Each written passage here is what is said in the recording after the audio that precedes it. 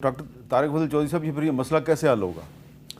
देखिए, पहले तो मैं ये अर्ज़ कर दूँ कि शफी जान ने जब जो बात की है कि IMF ने बजट रिजेक्ट कर दिया है, पहली बात तो यह है कि बजट अभी पास ही नहीं हुआ और IMF की इस बजट के हवाले से कोई ऐसी मनफी स्टेटमेंट अभी तक मंजर आम पे नहीं आई, तो लिहाजा पता नहीं मतलब चलिए आप पढ़ते नहीं हैं, मैं आपको फॉरवर्ड कर देता हूँ उनकी। दूसरी बात यह है जी कि जो इत्तेहादियों की नाराज़ होने की बात की है, बिल्कुल नाज बलोच की बात की मैं तायद करता हूँ कि ये एक अलग सियासी जमात है।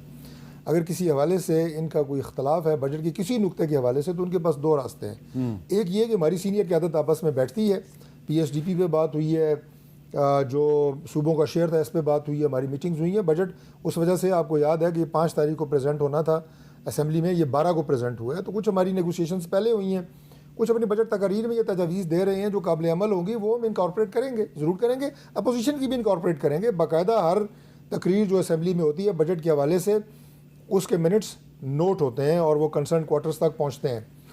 तीसरी बात जी, जो आपने सवाल किया, जो सूबे अपने शेयर दे रहे हैं, देखें पहली बात तो ये है कि ये मुमकिन नहीं है कि पाकिस्तान के 3 सूबे डेट सर्विसिंग के हवाले से, डिफेंस सर्विसेज के हवाले से और दीगर एक दो जिसके बारे में बहुत सीरियस गवर्नमेंट जो है वो हॉट वाटर्स में होती है, अखराजात की मैं बात कर रहा हूँ, 3 सूबे उसमें कंट्रीब्यूट करें और एक सूबा ना करे, ये पॉसिबल नहीं है। बाकी जो आपने कहा, देखें जो सूबे के मामलात होते हैं वो चीफ़ एग्जेक्टिव चलाता है। मैं कोई ये बात नहीं कर रहा कि इमरान खान से मुलाकात नहीं होनी चाहिए, ज़रूर होनी चाहिए। उसके लिए एक अलग डिबेट है, उसमें हम बात करेंगे कि वो क्यों नहीं हो रही या क्या मसला है, कैसे हो सकती है। मैं आपको इससे पहले भी बता चुका हूँ कि प्राइम मिनिस्टर से इनकी मुलाकात के बाद बहुत सारे मामलात जो हैं वो इंशाल्लाह इनके गिले शिकवे जो हैं वो काफ़ी हद तक दूर हो जाएंगे। जो कि प्रपोज्ड है, जो कि प्रपोज्ड मुलाकात है। तो सूबे को चलाना, मुल्क को चलाना, ये किसी लीडरशिप से मुलाकात के साथ आप इसको नथी नहीं कर सकते। लीडरशिप जेल में भी रही, मैं मुख्तलिफ अदवार की बात कर रहा हूँ, लीडरशिप्स को फांसियाँ भी हो गई, भुट्टो साहब की बात कर रहा हूँ, मुल्क चलता रहा, मुल्क ने चलना है और आगे बढ़ना है। तो मेरा ख्याल है कि ये बात जो है ना, उसे लिंक करनी नहीं चाहिए टेक्निकली, और ये पॉसिबल भी नहीं है। अच्छा, अब इसमें नाज बलोच साहबा, जो आपने तो बजट का जिक्र किया, लेकिन आज शाजिया मरी साहबा ने जो तकरीर की है उसमें उन्होंने कोई और भी जिक्र किया, गिलगित बल्तिस्तान का भी जिक्र किया। ज़रा सुनाइए वो क्या कह रही हैं। मैं बात करूंगी गिलगित बल्तिस्तान के हवाले से। तमाम सियासी पार्टीज यहाँ हैं, हम सबको एक दूसरे के पॉलिटिकल मैंडेट का एहतराम करना चाहिए। अगर पाकिस्तान पीपल्स पार्टी की क़यादत के ऊपर वहाँ की अवाम ने एतमाद किया है, तो उनके इस एतमाद के अंदर रोड़े ना अटकाएं, रोड़े ना अटकाएं। आप लोगों की आवाज सुने, उनकी विल, उनकी ख्वाहिश, उनके फैसले का एहतराम करें। रोड़े ना अटकाएं, तो नाज बलोच साहबा ये रोड़े क्या हैं, कौन अटका रहा है, क्या चक्कर चल रहा है? देखिए हामिद मीर साहब, ये तो खुली किताब है कि आपने देखा कि GB में जिस किस्म का वालेहाना जो है रिस्पांस पाकिस्तान पीपल्स पार्टी को मिला, और यही वजह है कि हम हमेशा से कहते रहे कि पाकिस्तान पीपल्स पार्टी शहीद मोहतरमा बेनज़ीर भुट्टो की पार्टी है, जो कि चारों सूबों की जंजीर कहलाती थी, जो कि GB गिलगित बल्तिस्तान तक उनका परचम जो है पाकिस्तान के परचम के साथ पीपल्स पार्टी का हमेशा से लहराता रहा, चाहे शहीद जुल्फ़िकार अली भुट्टो के दौर में हो, चाहे रोड़े कौन अटका रहा है? सर इसकी बात मैं कर देता हूँ, अगर इजाज़त दें, शायद आपको सवाल की ज़रूरत ही ना पड़े। मुझे नहीं समझ आ रही कि शाजिया मरी बीबी को, बड़ी सीनियर पार्लियामेंटेरियन है, कि रोड़े कहाँ से नज़र आ रहे हैं। कोई रोड़ा नहीं है। मैं गुफ्तगू जवाब दे दूं। नहीं, बस मैं एक जुमले में ख़त्म कर रहा हूँ। अपनी पार्टी का मैं आपको या गवर्नमेंट का मौक़िफ़ दे रहा हूँ। GB में पाकिस्तान पीपल्स पार्टी की आज के दिन जो है वो 1 सीट इनकी और आई है, जो मुझे पता चला है। 11 सीटें हैं इनकी, 6 सीटें हमारी हैं, 4 जो है इंडिपेंडेंट हैं जिन्होंने IPP को ज्वाइन की है। तो इनकी जो है वो 4 IPP को ज्वाइन करके इस्तेहकाम पाकिस्तान पार्टी, जिसके सरबराह अलीम खान साहब हैं, तो इसका मतलब है आपके पास चली गई ना? वो हमारे पास नहीं गई। मैं आपको बिल्कुल आपके प्रोग्राम में बड़ी वजाहत से और मालूमात की बुनियाद पर बात बता रहा हूँ कि हमारी पार्टी के अंदर पूरा ये एहतराम है कि फर्स्ट राइट आपका है कि आप गवर्नमेंट बनाएं। देखिए ये बात आपके साथ मिलकर बनाएं। हामिद मीर हम अपोजिशन में बैठे हैं। इस वक्त कौमी असेंबली के अंदर अगर आप देखें कि PMLN को मेजोरिटी हासिल थी, तो पाकिस्तान पीपल्स पार्टी ने बहुत ही ग्रेसफुली अपनी वजन के साथ जो है बात को कायम भी रखा, और हम इत्तेहादी के तौर पे बैठे, ना हमने वजारतें नहीं, ना हम काबीना का हिस्सा रहे, लेकिन हमने इनको मौका पूरा दिया कि आप हुकूमत बनाएं। ये मेरा ख्याल है एक स्पोर्ट्समैन स्पिरिट होता है। पाकिस्तान पीपल्स पार्टी को GB में वाज़े अक्सरियत हासिल है। उसके बाद आप देखें कहीं फॉर्म 47, फॉर्म 49 तक कहानियाँ जा रही हैं। कहीं पर हमारे कैंडिडेट को इलेक्शन के दिन जो है जीबी कितना आपको पता है कि एरिया और रकबे के हिसाब से इतना तो वसी नहीं है कि उधर के रिजल्ट्स को 4-4 दिन रोका जा सके। तो जो अमल हुआ है उसमें शफाफियत नज़र नहीं आ रही थी। उन्हीं में कंसर्न पाकिस्तान पीपल्स पार्टी को है, उसी को हम कह रहे हैं कि आप रोडे ना अटकाएं। 4 दिन बाद जो रिजल्ट आया है उसमें कैंडिडेट इनका जीत गया है और रोड़े फिर भी लटकाए जा रहे हैं, कोई रोड़ा नहीं है। तो एफर्ट किया ना, हमने फाइट किया, हमने अपने वोटर के हमने हक को महफूज रखने के लिए खड़े रहे। हम वहां से अगर अब आप इनके साथ मिलकर हुकूमत बनाएंगे? देखिए ये तो पार्टी की क़यादत ने फैसला करना है। गिलगित की जो हमारे वोटर्स का मैंडेट है, वहाँ के जो हमारे कैंडिडेट्स जीते हैं उनके साथ मशावरत होगी। ये पार्टी की लीडरशिप फैसला करेगी कि हुकूमत हम बनाएंगे इंशाअल्लाह ताला, और किस तरह बनाएंगे उसका भी मैकेनिज्म सामने आपके आएगा। लेकिन सिंगल लार्जेस्ट पार्टी है, मैंडेट को तस्लीम करें बड़े दिल के साथ, और जिस तरह आपको तस्लीम किया गया आप भी ऐसे ही आगे बढ़े। अब आपसे सवाल मेरा ये है शफीला जान साहब कि पाकिस्तान तहरीके इंसाफ जो है उसकी लीडरशिप जो है वो बार बार ऐलान करती है, जिस तरह के आपने जिक्र किया कि पहले इमरान खान से मुलाकात करवाएं, फिर हम सूबे की तरफ से शेयर जो है वो फेडरेशन को देंगे। अब आपके सूबे के जो चीफ मिनिस्टर हैं उन्होंने ऐलान किया था कि बजट जिस दिन पेश होगा तो हम जनाब कौमी असम्बली के बाहर एहतजाज करेंगे।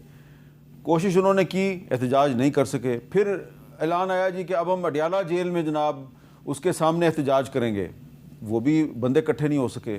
क्या वजह है? आप ऐलान करते हैं तो बंदे क्यों नहीं इकट्ठे होते? देखिए मीर साहब, पहली बात यह है कि सीएम अफरीदी साहब ने अनाउंसमेंट की थी कि जब बजट पेश होगा तो हम वहाँ पे एहतजाज करेंगे, और फिर जो रवैया इस रियासत का था वो आपके सामने था। ये दूसरी दफ़ा हुआ है।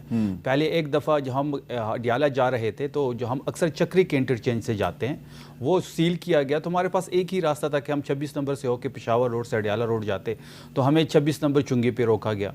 फिर जब हम कौमी असम्बली आ रहे थे तो फिर एंट्री पॉइंट पे रोका गया। तो ये एक रियासत दो दस्तूर की ये ज़िंदा मिसाल यही है कि एक सीएम को इस्लामाबाद एंट्री पे रोका जा रहा है और उसी मुल्क की दूसरी सीएम अपने जहाज़ पे कभी बाकू जाती है और कभी ब्राज़ील जाती है।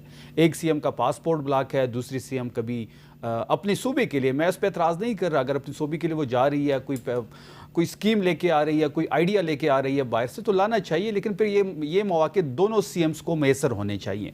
देखिए अडियाला की बात है, कल मैं खुद वहाँ पे मौजूद था। मीर साहब 4 से 5 किलोमीटर के इर्द गिर्द रेडियस पे ये नाकाबंदी कर लेते हैं, कर्फ्यू का वहाँ पे समा होता है। सलमान अकरम राजा साहब को चक्री इंटरचेंज पे 4 घंटे रोका गया, हमारी पार्लियामेंटेरियंस को रोका गया, हमारे लोगों को उठाया गया, लेकिन उसके बावजूद वहाँ पे जो तादाद थी हौसला अफजा तादाद थी। अगर ये कहते हैं कि हमारे पास लोग नहीं हैं, राना सनाउल्लाह साहब की स्टेटमेंट भी आपने देखी होगी, अगर 10,000 बंदा ये जमा कर लेते हैं तो हम इनसे बात करने को तैयार है। देखिए इनके इख्तियार में बातचीत का कोई, इनसे बात करना फजूल ही है, इनके इख्तियार में नहीं है ये चीज़। अगर हमारे पास लोग नहीं हैं तो हमें एनओसी दे दें, आप लियाकत बाग की दे दें, आप मीनारे पाकिस्तान की दे दें, हमें एक्सपोज होने दें। ये क्या तरीका है कि जब भी अडियाला की बात आती है तो आप नाकाबंदी कर लेते हैं, आप इंटरचेंज बंद कर लेते हैं। बात बड़ी वाज़ेह है। अगर आपको लियाकत बाग रावलपिंडी की इजाज़त मिल जाए तो आप बंदे इकट्ठे कर लेंगे? ये एनओसी दे दें, अगर नहीं करेंगे तो हम ही एक्सपोज होंगे ना, तो हमें एक्सपोज होने दें। किस चीज़ का डर है? एक साइड पे ये कहते हैं कि तहरीक इंसाफ की स्ट्रीट जो पावर थी वो ख़त्म हो गई है, लोग नहीं है हमारे साथ, हम 10,000 लोग जमा नहीं कर पा रहे, तो फिर हमें एनओसी दे दें, हमें मज़ीद एक्सपोज होने दें। जी डॉक्टर साहब, इनको एक्सपोज क्यों नहीं करते आप? मेरा ख्याल है इससे ज़्यादा जितना एक्सपोज हो चुके हैं, मज़ीद एक्सपोज करने की ज़रूरत नहीं है। मिल के काम करें अपने सूबे के लिए, पाकिस्तान के लिए। ये हमारा इस वक्त बड़ी अच्छी बात की आप टारगेट होना चाहिए। ये सियासी बातें होती रहती हैं, सियासी पंजा आजमाई, चपकलिश, धक्कम पेल, सियासी ये होती रहती है, इसको साथ साथ जारी रखें, लेकिन संजीदगी से काम करें और हमें इस काम करने की ज़रूरत है। यकीन नहीं आ रहा कि आज आप इस तरह की बातें कर रहे हैं। सर मैं बहुत समझदारी की बातें कर रहे हैं, वफाकी हुकूमत की नुमाइंदगी कर रहा हूँ और आपको बता रहा हूँ कि this is the only way forward. और मैं इसमें थोड़ी सी बात ऐड कर दूँ। देखिए मीर साहब, बात यह है कि जो अभी थोड़ी देर पहले मैं बात कर रहा था कि प्राइम मिनिस्टर कल तशरीफ़ लेके जा रहे हैं इंशाल्लाह, जो मेमोरेंडम ऑफ अंडरस्टैंडिंग जो इस्लामाबाद के नाम से और पाकिस्तान की मेज़बानी में जिनीवा में होने जा रहा है। मैं मुख्तसर बात करूँगा, लेकिन ये बड़ा ज़रूरी है इसको मेंशन करना, और उसका रेलेवेंस क्या है जो मैंने बात की है उससे। देखिए मैं समझता हूँ कि हम इसको जितना भी सेलिब्रेट करें ये कम है, इसलिए कि पाकिस्तान की पोजीशन जो है वो मार्का हक नंबर 1 और नंबर 2 सालसी के इस किरदार के बाद दुनिया में उस मकाम पे चली गई है कि जिसकी ख्वाब कौमें देखती हैं, लेकिन वो उन्हें सदियों में नसीब नहीं होती।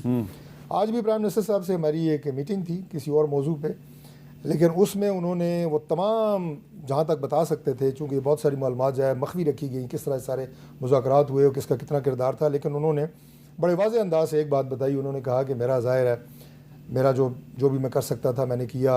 हेड ऑफ़ स्टेट से रबते, बातचीत, सारे दौरे, डिप्टी प्राइम मिनिस्टर का उन्होंने बताया कि वो जिस तरह एंगेज रहे। लेकिन एक बात जो उन्होंने की, मैं आपके प्रोग्राम में करना चाहता हूँ कि उन्होंने कहा कि फील्ड मार्शल का इसमें बड़ा कुलीदी किरदार था। ये सबको पता है, बड़ा कुलीदी किरदार था, ये प्राइम मिनिस्टर एडमिट कर रहे हैं। अच्छा, अब बात यह है कि इस कामयाबी के बाद जो मेरे जुमले से मैं इसे लिंक ऐसे कर रहा हूँ वो ये है कि हमें सिर्फ इन सेलिब्रेशंस की हद तक खुश नहीं रहना। हाँ। असल मकसद ये है कि इन सेलिब्रेशंस के बाद हम अपने मुल्क को ठीक करें, हम अपने निज़ाम को ठीक करें, हम ट्रांसलेट करें ये पाकिस्तान की बैरूनी दुनिया में कामयाबियाँ, इंटरनल कामयाबियों में इंटरनल रिफ्ट्स कम ख़त्म हो, हमारे इश्यूज़ जो हैं, जो आज आप तकरीर की बात कर रही थी, जो इश्यूज़ आज मेंबर कौमी असम्बली में उठाते हैं, तालीम है, हेल्थ है, एजुकेशन है, पॉपुलेशन, एक टिकलिंग बॉम्ब, ये आज सुबह प्राइम मिनिस्टर की हमारी उस मीटिंग के भी एजेंडे पे भी था। तो ये सारी चीज़ें ऐसी हैं कि हमें पाकिस्तान को ठीक करना है। अगर ये सारी चीज़ें यहाँ पे हम ठीक करेंगे और मिल के करेंगे, सारे सूबे मिलेंगे तो होगा ना। ये अब ज़रा वफाकी हुकूमत अकेला तो नहीं कर सकती। तो मैं समझता हूँ कि तब ये कामयाबी सही मानों में मैं समझता हूँ कि ये मुकम्मल हो।